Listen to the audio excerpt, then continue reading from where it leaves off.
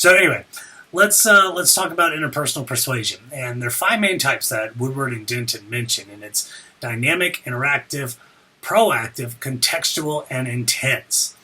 So I'll go over each one of those and mention kind of how they work. So first and foremost, we have dynamic, which is sending communication messages continually. So this often parallels with the transactive model of communication. So if you've ever seen it, it actually works in the sense of it's like a Venn diagram where there's communicator A and communicator B, and we have these levels of expertise that we put together. I don't know if there's any space in between here that you can see, but they create this Venn diagram of shared level of expertise between the two. And so that's where a lot of communication comes into play in terms of your expertise versus another expertise. The other thing that's interesting about this, and why it differs from the second one, which is called interactive, is that communication is continual, which means it is constantly going. They really do account for, instead of just the verbal message that interactive might talk about, it's talking about the nonverbal messages as well. So what this means is, you can go up to somebody and they have a stubborn look on their face, their arms are crossed, and generally they have this pattern on their face of, I really do not want to be talked to right now. And so, again, that's kind of a consideration with this dynamic approach in terms of knowing going in what the communication standpoint is like. Or if someone's irritated or excited, they may move, for excited, they may move closer, they might smile, where that communication is apparent even when another person is giving their information or they're sending the verbal message in this case. This differs from interactive because interactive understands roles of both sender and receiver. So they deal with a lot of what is called the interactive model of communication. I'm taking kind of a step back here where it's basically saying, here's your sender, here's your receiver. You have a communication pattern that goes from point A, sender, to point B, receiver. But where it differs from the linear model of communication is there's an interactive loop back in terms of this interaction where there's feedback. So again, here's the first message come to the receiver. Receiver receives said message and gives a feedback message back to him. So that's where interactive comes into play. Proactive, in this case, is really interesting because we deal with something called phenomenology. And phenomenology, I don't know if I've mentioned this to you all before, but phenomenology is this case of understanding a different person's perspective of things clearly by communicating with them. Their idea for proactive is understanding that you will never be able to step in the shoes that this other person is in. I look at my family, I look at my colleagues, I look at my students and say, whatever it is you're going through, whatever it is you're doing, I cannot completely understand everything that's going on because my empathy only works so far. And even then, the situations at hand will stop to some extent with empathy as well. This is why empathy is really hard, because you might say, I feel your pain, I feel your issues, I understand where you're coming from. You might sit there and say, no, you do not. And so the proactive approach approaches that phenomenology in that we need to listen and communicate our experiences with one another to understand each other's perspective. And to a lot of scholars in this case within phenomenology saying this is the only true way you can communicate. So that's proactive. The next one is contextual, environmental and contextual influence interaction. And this is big because you might sit there and say, not only personal environment, so you could think of a loud room, for instance. You could think of what we're doing right now. In fact, when it comes to contextual communication, it's really interesting through like via Skype or FaceTime or even just an online recording. One of the things you'll understand with this is that the research within contextual communication and interpersonal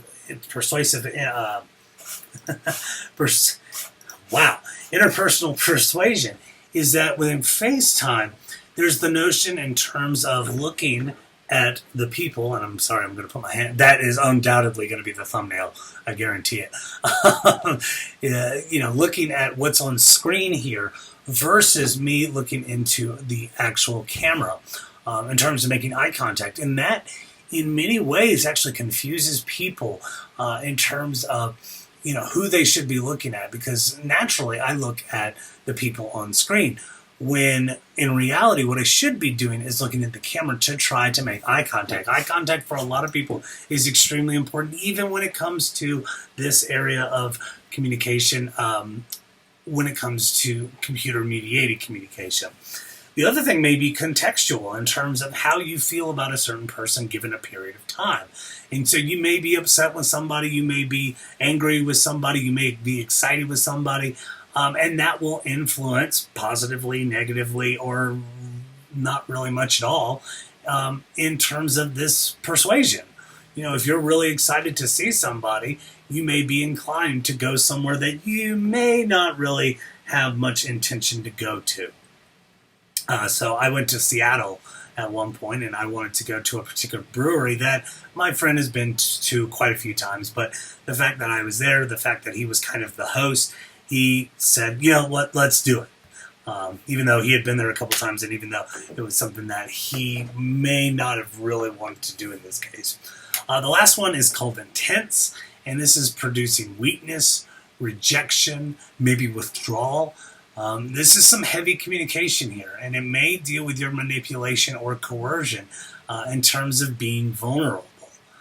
And this is really interesting because I've often seen this particular example, not only with research, but anecdotally, in terms of people that say, I'm never going to see this person again, therefore I don't feel bad about opening up to this particular person.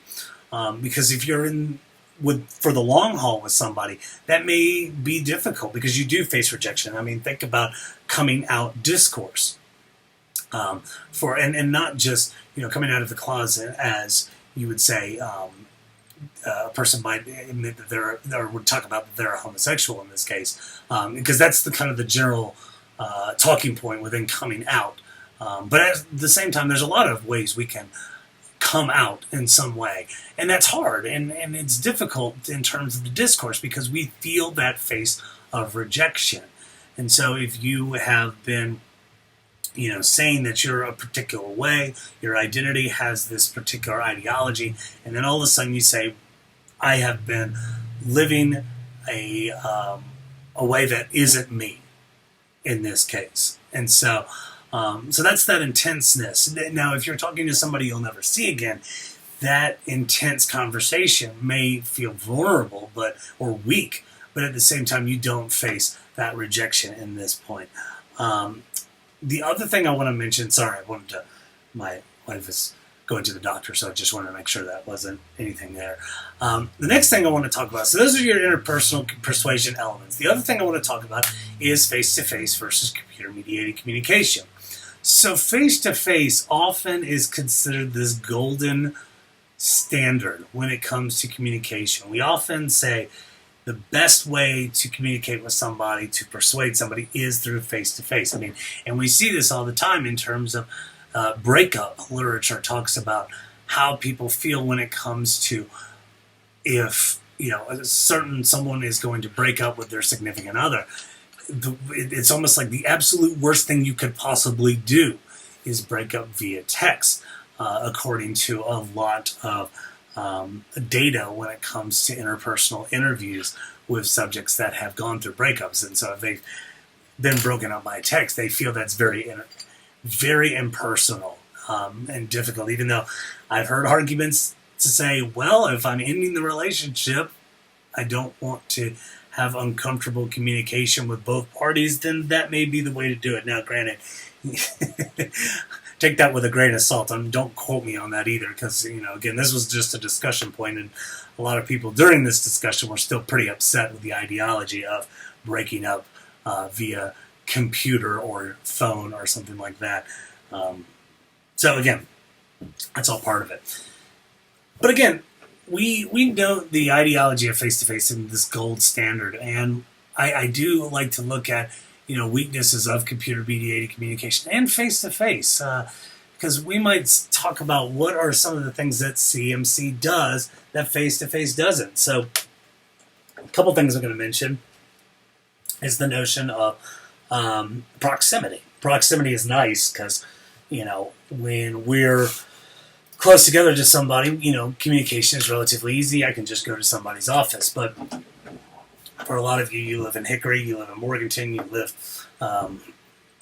you don't live in this particular area in Boone. And so communication may be difficult, but the element of email, the element of these online lectures may help us in terms of what we can do to help this kind of communication. So that's an obvious rule for CMC. The other thing that may come up is asynchronous communication, which many people say, well, asynchronous communication is kind of a weakness because, there is the notion of I get all the time in the world to proceed with whatever message I want to distribute to, my significant other or, just a friend or something like that. I give this so much time to think, whereas when in interpersonal, I get their real reaction, which I often argue. We always talk about think before you speak as a maxim here, and that's a benefit for computer-mediated communication. The last thing I'll mention is kind of a weakness and a strength, is anonymity. And many people, when they consider anonymity, they look at some of the discourse they might find, like, for example, on 4chan, or even some YouTube comment sections of some of the meanest things you'll ever read in your entire life. And it's difficult to read those, and it's hard to try to be able to understand, what goes through a person's mind to say such crude and terrible things. But there's also a notion of what I just mentioned before in terms of the intense interpersonal persuasion, in that anonymity can be a very strong thing when we don't want to be identified in sharing vulnerable information about ourselves. So, coming out literature might be one thing, but there might be tendencies where a person might be suicidal, for instance, and they don't have anybody to talk to because they feel like if I were to talk to my parents, if I were to talk to a boss, they wouldn't be able to understand what I was going through in this case. So talking to a stranger in this case might actually be a benefit. There's actually a really cool link of just that on Reddit where somebody, they made this challenge, and one thing that came up was this person kind of sent a bit of a macabre message on Reddit, and they said it kind of tongue-in-cheek, but the person said, all jokes aside, we hope you're doing okay, and let us know if we can help. But these are complete strangers, and there ended up being a really cool thread of conversation between several of these people that said, look, whatever it is you're going through, we're here to help, and we may have been there before, and that's powerful. It's so strong to be able to have that kind of support group, and people, again, you may not even know. But it is a good thing in terms of I engaged with vulnerable discourse within online gaming where, again, I was going through a rough time, and I wasn't going through that rough time or anything like that, but, tough communication, bullying, that kind of thing going through middle school, and having those people that, again, I had no idea who they are in person really helped me out in terms of people I could feel comfortable talking to. So that's heavy. We're getting through a lot of heavy stuff here. So I'm going to take a step back and talk about 4 last things before I stop. 2 of them have to do with what's called verbal versus nonverbal communication. And this is stuff you've all heard before. But I'll talk about a couple of these as we go along. First and foremost, through verbal communication, we're talking about symbols, once again, through the ideology of word choice. So, again, words matter. We're talking about connotative versus denotative meaning. We're talking about brute facts that may be the object of something or a representation of that object, symbols, that kind of thing. And how much can the verbal we have versus the nonverbal that's attached? How much can that make an influence? And so we see this a lot in computer-mediated communication, where half of my text messages, look at my phone of my most used emoticons, and the one where that's like the winky face with the tongue sticking out is one of my most used because I'm rarely serious, and I like to give my friends a hard time, and vice versa. They like to give me a hard time. And so I always want to convey, though, I'm not mad at them, I'm joking. And that can be hard to do with a complete verbal interaction in this case, without a little bit of nonverbal gesture, with the use of an emoticon in this case. So verbal is a powerful thing when it doesn't have nonverbals attached. And so we can say we're going to pay attention to the message itself, and that is not easy because we think of context, we think of the person delivering, we have scripts of reactions that we plan on using after something is said. There's so much to come into play because of nonverbals, and I'm going to talk about a couple of them. There's a lot of them, but there's 6 of them that I talk about frequently. Proxemics, haptics, chronemics, silence, kinesics, and paralanguage. I'll talk about those here. And what do they do? And what is the strength weaknesses? Some of my personal favorite ones is proxemics. Proxemics is really cool because we're talking about space. Now, I mentioned like space in terms of far away distances, like my brother-in-laws who still live in Buffalo, New York. We play fantasy hockey, and that's the way I keep up with them. I'm talking about physical distance from each other, maybe in the same location. So there's a lot of interesting studies that talk about proxemics in terms of sitting on a bus or getting on an elevator. Where do you stand when you get on an elevator? What if someone stands right next to you when you're the only person in the elevator? There's even bathroom studies in terms of where you stand for a urinal. I know that's a little crass of me to say something like that, but at the same time, those proxemics are difficult in terms of how close do I want somebody to be there? Because this is like expectation violation theory, where, and for the most part, if I'm sitting on a bus, I'm the only one there, and then it almost happens regularly in movie theaters. I'm the only one sitting there, and then somebody decides to sit right in front of me, or in the same row, or sometimes even a couple of chairs down from me in the same row. And I'm like, what are you doing? There's a whole theater that you can approach. Why are you sitting next to me or near me? In this case, I want my space. And so, which I can be kind of obnoxious about that in terms of space. But the notion is, again, the expectation violation. I'll sit there and say, I'm going to ask you a question, or I'm going to move myself. But it may be different if it's like the object of your affection. If it's somebody that's really attractive to you, you may say, okay, that's not so bad. Other things are haptics in terms of physical touch. Where do you like being touched? You may not like being touched. Some people are very touchy-feely in terms of they like giving hugs. And other people are just like, just stay away from me. I might give you a handshake, but I like to keep my distance. And you might sit there and say, even with, you might have certain roles, like if you're intimate with somebody, a significant other or a spouse or something, you may obviously have more roles in terms of touch, whereas, family members, you may say, okay, handshake, my hands, that's okay, upper back, that's okay, maybe the shoulder, that's okay. Other than that, stay away. And that may be one of those areas where that's not welcome touching in this case. Other thing is kinesics, like body language, in terms of, people will talk about being open to conversation when you cross your arms like this. Kinesics can also deal with oculesics in terms of your eye contact with people and how valuable that is with somebody. And these are all gestures that may come into play.